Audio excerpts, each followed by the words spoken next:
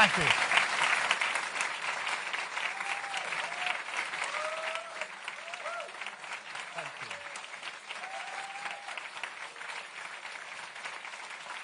Thank you.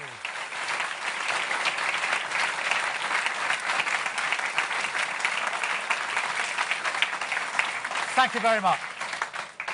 Thank you very much. And thank you, Jade. They were such powerful words. Thank you for that introduction.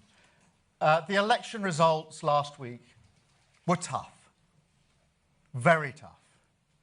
We lost some brilliant Labour representatives. That hurts. And it should hurt. I get it. I feel it. And I take responsibility. But it's not just about taking responsibility for the results.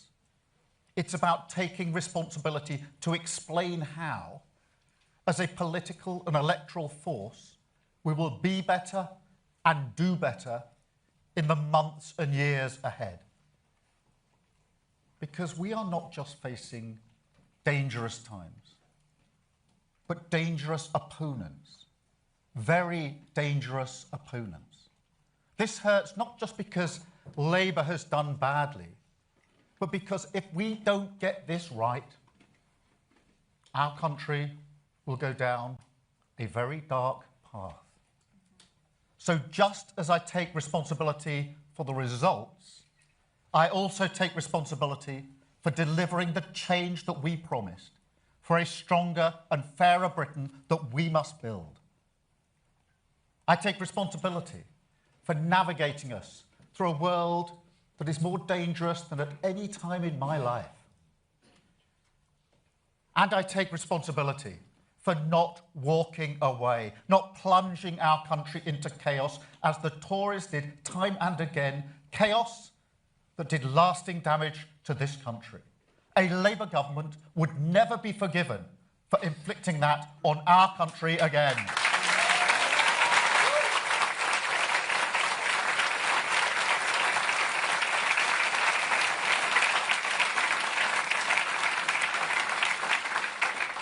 I know that people are frustrated by the state of Britain, frustrated by politics, and some people frustrated with me.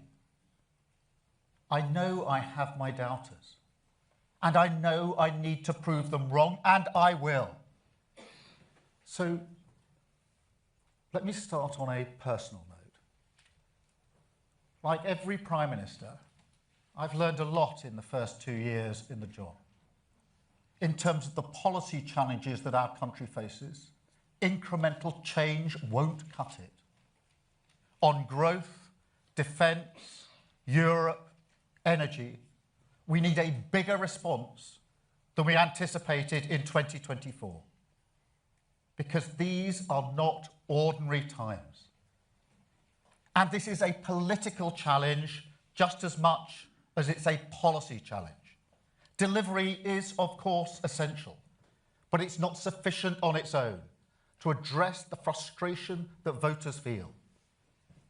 We're battling reform and the Greens, but at a deeper level, we're battling the despair on which they prey, despair that they exploit and amplify. And so analysis matters, but argument matters more. Evidence matters, but so too does emotion. Stories beat spreadsheets. People need hope.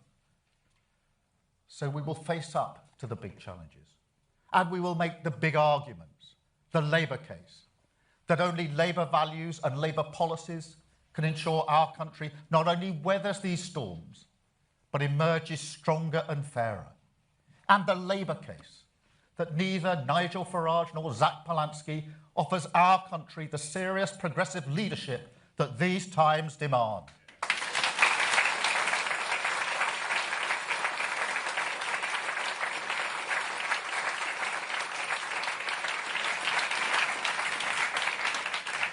Of course, like every government, we've made mistakes. But we got the big political choices right.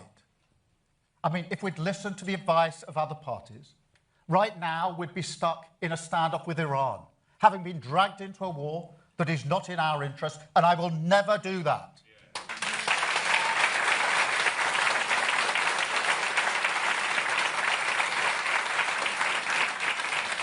We have invested in our public services, in people, in the pride of Britain's communities. Difficult decisions funded that. But now, NHS waiting lists are coming down. Child poverty is coming down. Immigration is coming down. And we are rebuilding from the ground up. They were the right calls. And most of all, we stabilised the economy. The fundamentals are sound. And that matters because it puts us in a much better place to come out of the conflict in Iran stronger and fairer, and for living standards to improve after 2 decades of stagnation. But that's not enough, clearly. No. For the British people, tired of a status quo that has failed them, change cannot come quickly enough. And truth be told, I'm not sure that they believe that we care. I'm not sure they believe that we see their lives. That's tough to say. When you come from a working class background like me, it's hard to hear that. Because I do know what it's like to struggle and to strive. But what I take from it is that I've spent too much time talking about what I am doing for working people and not enough time talking about why or who I stand for. Because I can see how hard life has been during these decades of crisis. I can see that very clearly. My late brother Nick spent all his adult life going from one job to the next. The status quo did not work for him. My sister is a carer, working long hours on low pay, year after year after year. She didn't even get sick pay in the pandemic. The status quo did not work for her.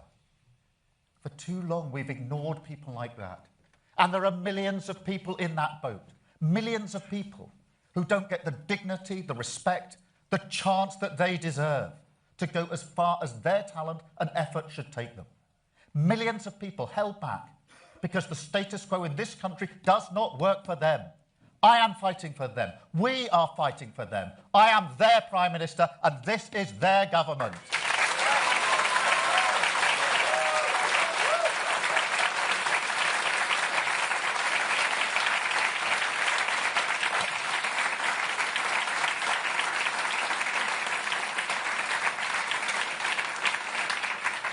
Because I know whose side I'm on.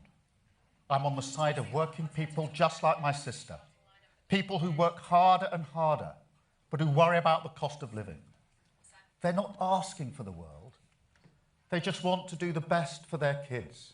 They want their town centres, the places they care about, to thrive, their public services to work, and people in power to see their problems. And right now, they're worried sick. They turn on the TV, they see bombs falling.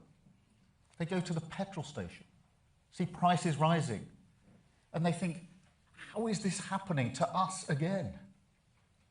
They say, how can I be paying the price for a war thousands of miles away that I don't support, that Britain isn't involved in? And it's not a new feeling, is it?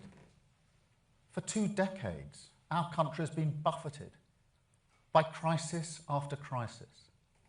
The 2008 financial crash, the Tory austerity that followed it, Brexit, COVID, the Ukraine war, on and on it goes. And the response is always the same. A desperate attempt to get back to the status quo, a status quo that failed working people time and again. Our response this time must be different, a complete break. We must make this country stronger, take control of our economic security, our energy security, our defence security, and we must make this country fairer.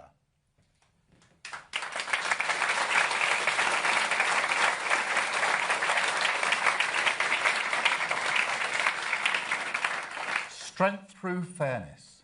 That is my compass in this world. It is a core Labour argument. And in the coming days, you will see those values writ large in the King's Speech. And you will see hope, urgency, and exactly whose side we're on reflected in everything we say and everything we do. So let me give you 3 examples today, starting with British Steel. Because what we did in Scunthorpe last year is one of the proudest things we have done in government. That plant was hours away from closure, and that is thousands of jobs gone, an entire region decimated, Britain's security exposed. And so we acted. Parliament was in recess, but it didn't matter. As a united Labour Party, we passed emergency legislation and we took control.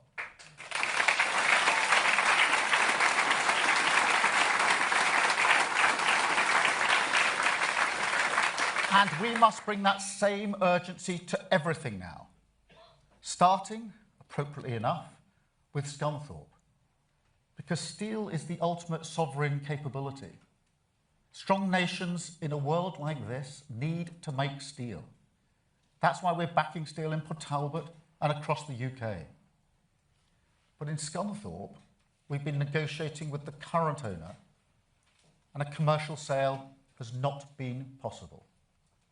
And now a public interest test could be met. So I can announce that legislation will be brought forward this week to give the government powers, subject to that public interest test, to take full national ownership of British Steel.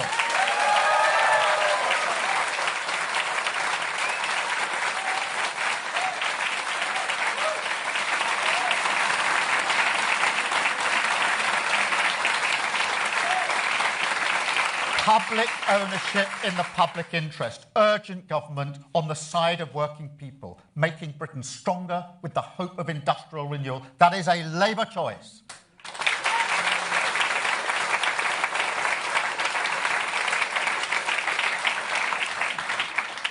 Second example, Europe. And I'm sorry, but I need to take a bit of a detour on this, because I want to remind you what Nigel Farage said about Brexit. He said it would make us richer. Wrong. It made us poorer. He said it would reduce migration. Wrong. Migration went through the roof. He said it would make us more secure. Wrong again. It made us weaker. He took Britain for a ride, and unlike the Tories, actually, who at least had to face up to it, he just fled the scene. And now he'll talk about almost anything other than the consequences of the one policy he actually delivered. Because he's not just a grifter, he is a chancer.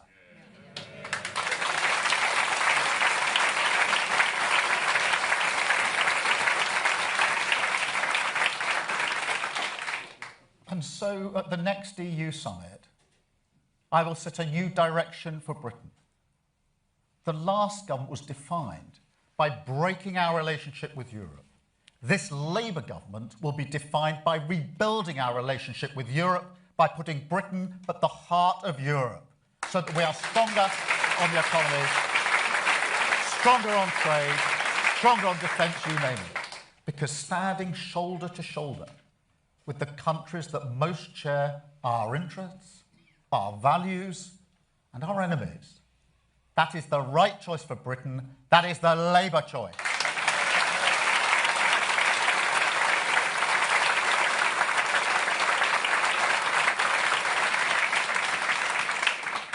And for our young people, also something more. Because Brexit snatched away their ability to work, to study, and to live easily in Europe. That's why I'm proud we restored the Erasmus scheme. But I want to go further. I want to make a better offer for our young people. Restore that hope that freedom, that sense of possibility. And so I want an ambitious youth experience, can work, can study, and live in Europe, a symbol of a stronger relationship and a fairer future with our closest allies. That is the Labour choice.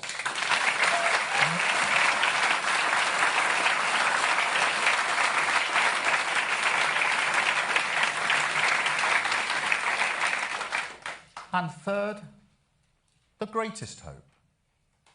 The hope that every parent has of a better future for their children. And I want parents to feel that that is shared by their government. Now, my parent, don't worry, I'm not going there. But they didn't have a lot of money. And my mum was seriously ill for almost all of her life. But when they were in their later years, reflecting on what gave their life meaning, I could see that, as well as their hope in us, their kids, what comforted them was the idea that they had contributed to a Britain that was getting better for young people, that kids now had a better opportunity than they did. And so I have always been driven by the idea that every child should go as far as their talent or effort takes them. It's a beautiful idea, shared widely across this country. We tell ourselves stories about it, don't we? Stories, not unlike mine, about the working class kids who do make it. And I don't blame people for telling those stories. It's important to tell those stories. But it's not everyone, is it? So when I say every child should have the opportunity to go as far as their talent or effort takes them, I mean every child. I mean the kids who are growing up in poverty, the kids who have special educational needs, the kids who can't get a job, and the kids who are ignored, frankly, because society often only puts those who go to university on a pedestal. We don't really see anything else as success. And that is wrong. Deeply wrong. So we will go much further on our investment in apprenticeships, in technical excellence colleges, in special educational needs. We will make sure that every young person struggling to find a job will get a guaranteed offer of a job, training or work placement. And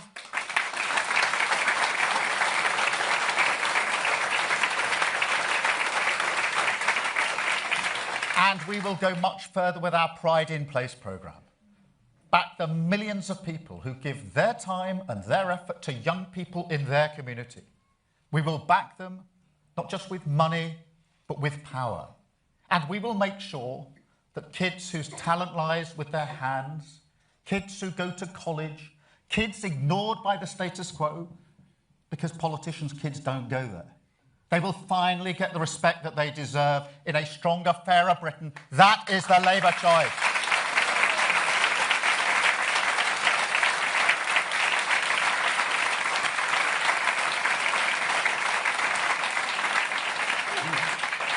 These are just a few examples, but they show the urgency in hope in our direction. They show the Labour values we will be guided for. And they show, frankly, the lessons that we will learn. Now, other parties will draw different lessons. In fact, they already are. They want more grievance politics, more division, more pointing at Britain's problems, looking not for solutions, but for someone to blame. Now, that's fine if it's me, if it's politicians, that's the job. But increasingly, it's not. It's other people in this country. And I don't think that's British. That is not the decency and respect that we are known for. But it's here. That politics is with us now. And you'll see it again on Saturday at a march designed to confront and intimidate this diversity and this diverse country. That is why this Labour government will block far-right agitators from travelling to Britain for that event. Because we will not allow people to come to the UK, to threaten our communities, and spread hate on our streets.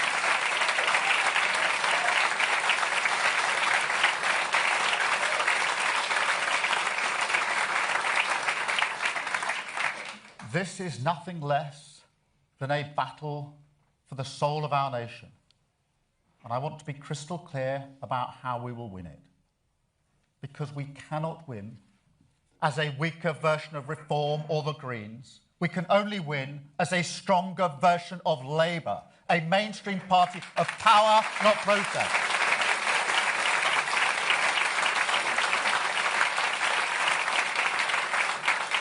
And I also want to be really clear on this, because I will never stop fighting for the decent, respectful, diverse country that I love.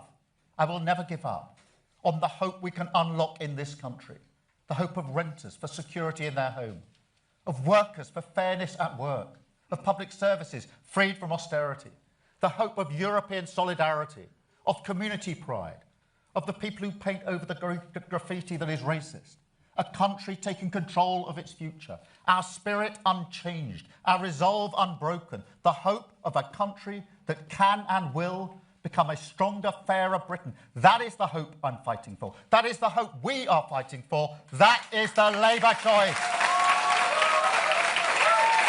Thank you very much. Thank you.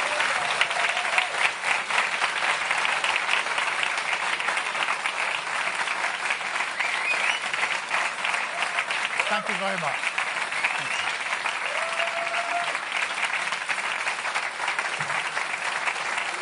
Thank you.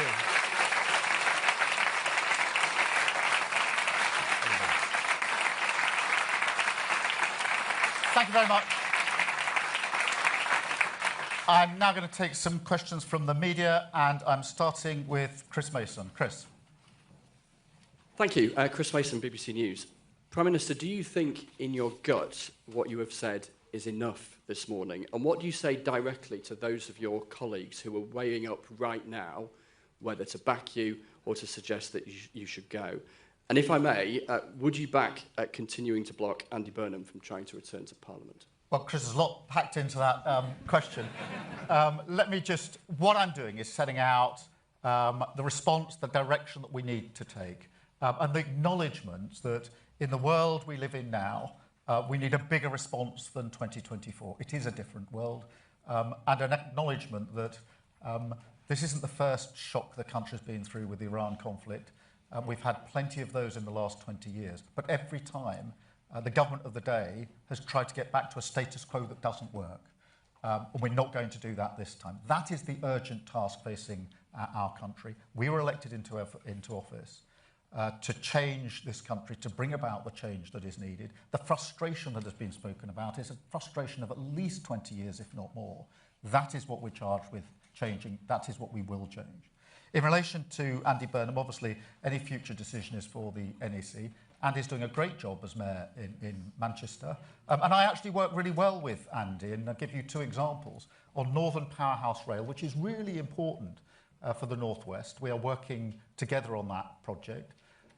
But equally, we've stood together to support Manchester, the community, when we had the terrible attack on a synagogue last year. Andy was the first person I phoned, and I went straight to Manchester to work with him on our response. So we work very well together, but the actual decision will be one for the NEC. Thank you, Chris, very much. Beth, from Sky News. Thank you. Prime Minister, back in 2021, when Labour lost hundreds of council seats in the Hartlepool by-election, you thought about resigning as Labour leader, explaining, and this is quoting you, "I didn't feel I should be bigger than the party." But these results, this moment, is so much worse than then.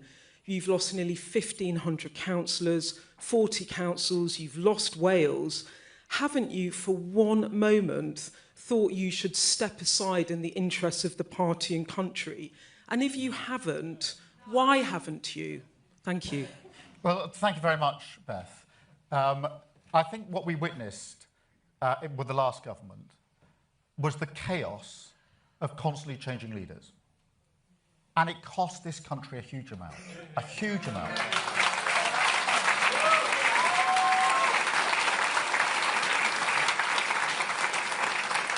And I'll tell you who paid the price. It was working people. They paid the price of this. They are still paying the price of this. A Labour government will not inflict that on our country again. We were elected with a mandate to change this country, because of what had gone before. And that is what we will do. Yes, I acknowledge the frustration. Yes, I acknowledge the results are tough. Yes, I acknowledge that we've lost brilliant representatives across the United Kingdom. And I have a responsibility for that. But I also have a responsibility to deliver the change that we were elected and that we promised this country. And I'll deliver on that. Thank you very much, Beth.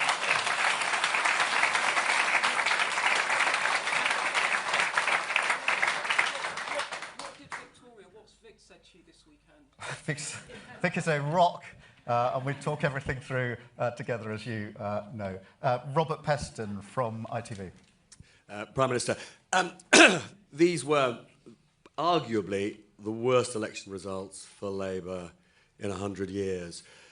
And, you know, I spent all weekend, as you'd expect, talking to your MPs and ministers. And, you know, most of them said to me that they do think your time is up. So what would persuade you that you're not the best person for this job? And just on this issue of this is no longer the time for incremental change, when you were elected, we'd had 15 years of no growth. We'd had Putin's war that led to the worst energy spike in history. Many would say Brexit had failed. Why didn't you get it then? Well, Robert, look, I'm not going to shy away from the fact that I've got some doubters, including in my own party. And I'm not going to shy away from the fact that I have to prove them wrong, and I will. I had my doubters when I took on the Labour Party. I had my doubters who said we couldn't change this party and make it capable of winning an election. And I proved them wrong. And when we did that, I had my doubters who said, you can't lead us to a general election victory after the loss in 2019. It was so bad. It's not possible. And I proved them wrong. And I'm going to prove them wrong again here.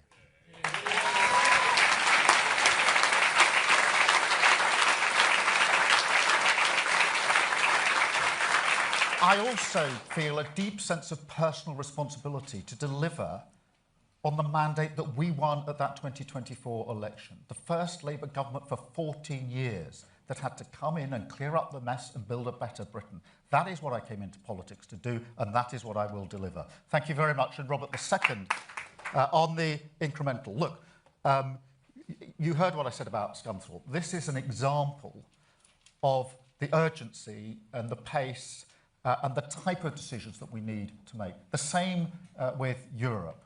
A bigger response, a bigger argument that has been made before, because we're living in different times. The Iran war comes on top of all the other crises we've faced for 20 years. We have to learn the lesson. Every single time in the past, we've simply tried to get back as quickly as possible to a status quo that didn't work. We can't do the same again. That's why we need a bigger response. Thank you very much, Robert. I've got Catherine Foster from GB News. Catherine. Thank you, Catherine Foster, GB News. Prime Minister, the Labour Party was founded to represent the working class, many of whom voted for Brexit because they felt left behind. You've said yourself that the status quo is not working, but you're standing here in London and you're promising more Europe. You lost so much of your core vote in the Red Wall, in Wales, in Scotland, because working class communities feel that the Labour Party has abandoned them and that you don't get it. Are they wrong? Well, Catherine, thank you very much. On Brexit, the reason I reminded everyone what Nigel Farage said is because that was the promise he put to the country. That we'd be stronger, we'd be richer, we'd have lots of money for the NHS, immigration would come down, and it all proved to be false. And he doesn't take any responsibility. He's not going back to the country now saying it was a good thing, you've all benefited. He'll talk about almost anything else apart from the consequences of the one thing that he delivered for the country, Brexit. He doesn't want to talk about that. And there's a reason for that. It didn't help working people. It turned out what he said wasn't true. And that's why he doesn't want to talk about it now. But we have to talk about it now, because we have to address the situation we're in. We have to give this country a stronger economy, a stronger defence and security set of arrangements, given the world we are living in. And that's why I said what I've said about being closer to Europe, and this government being defined by bringing Europe back together again and Britain at the heart of Europe. Thank you very much, Catherine.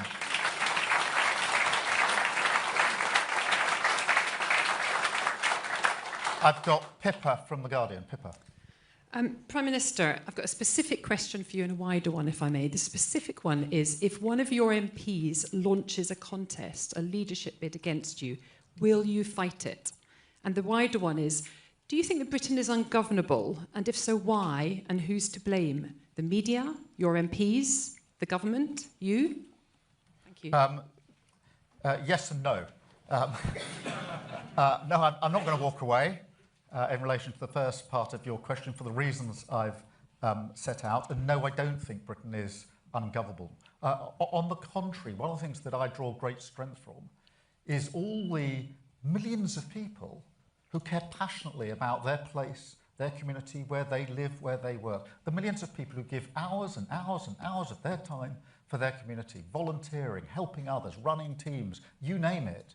That is a great strength of our country. I draw strength from the fact that we are a reasonable, tolerant, decent country, a live and let live country, a diverse country. That is the real Britain. That's not an ungovernable Britain. That is the Britain that I will fight for, particularly in light of the opponents we now have politically, different to the opponents that we had before. That is the real Britain. That is the Britain I love. That's the Britain I'll fight for. Thank you, Pippa. Jim Pickard from the FT. Jim. Jim Pickard, FT. Prime Minister, you say you don't want incremental change, and you say you want Britain to be at the heart of Europe. Are you ruling out, however, Labour manifesto at the next general election, including single market or custom union membership? Because without either of those things, our economy is very much not in the heart of Europe. Yeah, well, Jim, what I want to do is take a big leap forward with the EU-UK summit this year. And take us closer, both on trade, the economy, defence and security. And that will then be a platform on which we can build as we go forward. And as we do that, I strongly believe we've got to turn our back on the arguments of the past, not open old grievances, but look forward together to how we make this country stronger, how we make this country fairer. And so that's the approach that I will take. I've got Audrey from The Times. Audrey. Good morning, Prime Minister. Aubrey Allegretti from The Times. To follow up on a previous question, you said that whether Andy Burnham comes back to Parliament is a matter for the NEC. Your business secretary said as much this morning, but he also said that it would be a distraction and that Labour shouldn't be fighting unnecessarily elections. Do you agree with him? Do you think Labour can afford to have 2 by-elections in Greater Manchester for the mayoralty and wherever Andy Burnham returns? And also, if I may, over the weekend, I think you gave an interview in which you suggested that you would like to be Prime Minister for a full 10 years. Some Labour MPs have been unhappy with those comments. Do you still stand by them? Well, on Andy Burnham, my answer, Aubrey, is the same. That will be a matter for the National Executive Committee if and when the issue arises. But just to be really clear, on a personal level, I've worked very closely with Andy in our respective roles now. The first person I worked for when I came to Parliament was Andy.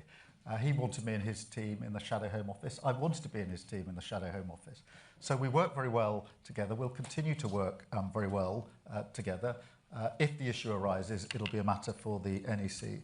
On the decade, look, what I'm doing is spelling out the scale of the challenge that we face. It's the same argument I was making before the election, which is after the damage of the last government, it will take time to clear that damage up and to build the better, stronger country that we need. And that's the decade that I've been talking about. Look, do I recognise that we've got to turn this around? Yes, of course I do. Do I realise that we've got to respond to these elections in the way I've set out in the speech I gave a moment to? Yes, of course I do. And what I've done today is set out how I intend to address that task. Thank you very much, Aubrey. I've got Sophie from the Mirror. Hi, Sophie Huskisson from the Mirror. Thank you, Prime Minister. So do you agree with Angela Rayner that this could be your last chance to change course and save the Labour Party's future? And do you think the party should move more to the left to become, as you put it, a stronger version of Labour? And if I can just ask as well, since the losses in Wales and Scotland, have you spoken to Eluned Morgan and Anas Sarwar and what was said? Thank you. Let me take them in reverse order. I've spoken to both Eluned and Anas. I'm not going to go through the conversation, but I have spoken to them, as I've spoken to many of those brilliant representatives who didn't get elected this time, and to council leaders across the country. I've spent a good deal of the weekend having those calls, but those calls did include Eluned and Anas. In relation to the task of turning this around, look, I do understand the enormity of the task that we face. We inherited a terrible legacy from the last government. Economically, public services, the NHS on its knees. And what we found when we got into government was even worse than we feared. And one of the mistakes I think we made was we wanted to level with the country about how bad things were. But we didn't convince people enough in that early period of the change that we would bring about and why their lives would be better. And that's why we have to change that and inject much more hope and optimism into what we are saying. And so I think Angela and I agree, and I've spoken to Angela as well, by the way, so back from the Sun. Thank you, Prime Minister. Jack from The Sun, just on that point, when you did speak to Angela Rayner, did she rule out ever launching a leadership challenge against you? And also, you said in your speech just now that if you were ousted as Labour leader, it would plunge the country into chaos. Some of your critics say your government is already mired in chaos, but can you be clear about what you mean? Are you saying that because it is you with the mandate, if you were ousted, there would have to be a general election? Well, Jack's a lot bound up with that. I did speak to Angela. I'm afraid I'm going to disappoint you by not going. I've spoken to Angela many, many times, by the way, in the last few weeks. We are friends. We get on very well. But I'm not going to go through each and everything that we discussed in those calls. But on this question of chaos, look, the question whether if a government constantly changes its leadership, the question whether that damages the country is not an academic question. It's not something that you study at university and go through various theories. We tested it. We tested it to destruction under the last government, and it inflicted huge damage on this country. A Labour government will never be forgiven if we repeat that and inflict that on the country. And that's what I mean when I say I'm not going to plunge this country into chaos. Jason from the Mail. Thanks, PM. That was a heartfelt speech. Your own MPs, though, at the end of last week were saying that you were detested on the doorstep. Those are their words.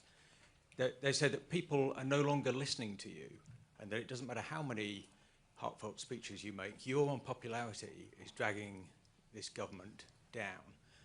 In those circumstances, don't you owe it to them to step aside and give someone else a go at keeping these forces of darkness at bay? Well, look, I acknowledged, Jason, a moment ago, there is frustration across the country that at the status quo, which isn't working. There's frustration that politics is not working for too many people. And yes, there is some frustration with me, I acknowledge that. But that frustration that I'm describing has been built up over many, many years by people who feel that their lives are not getting better, that their city centre, their town centre, the place where they live doesn't look any better for them, that their children aren't going to get better chances than they got. That is what's driving that frustration. That is deep, that is political, that is the challenge we have to rise to. I mean, it's not a frustration that can be just cast aside easily. It's deeply bound in the status quo that has failed for so many years. And that's why we have to turn that around. About giving young people hope again. But for many young Britons, things like home ownership, secure work and financial stability still feel further away than it did for previous generations. Why should they believe that this government can reverse that? Well, I think it's such a good question because I think young people have been very badly let down, whether that's on opportunities at work. We've got the best part of 1 million people, young people not in work. That's going to have a huge impact on them for the rest of their lives. People who can't get on the housing ladder very quickly or at all. And we have to instill the hope in them. We do that by changing what we're doing to help people get into work. We do that by taking better protections for renters. Too many young people are spending a lot of their income on rent. Therefore, they can't save their money to pay for a deposit. We're changing that with the Renters' Rights Act, which came into force just a week and a bit ago. And we're changing that with the hope of a better future and the sense in which they will be able to work, travel and study in Europe in a way which hasn't been possible in recent years. And in the end, those young people are our hope, because that's why I gave the example of my mum and dad, and it's a very real example, because I think very many people, when they get towards the end of their lives, do reflect and say, what was my life about? And for my mum and dad, in material things, they didn't actually have a lot to show for their lives, but they had this deep comfort. I could really feel it, this deep comfort inside, that they, my mum and dad, Rod and Joe, that they had contributed to a country where the next generation would have better chances. That is the real hope and optimism in young people, and that's where it resides with me, because I think, as I said in the speech, that's the greatest hope of all. So thank you very much for that question. Thank you all very much. Thank you.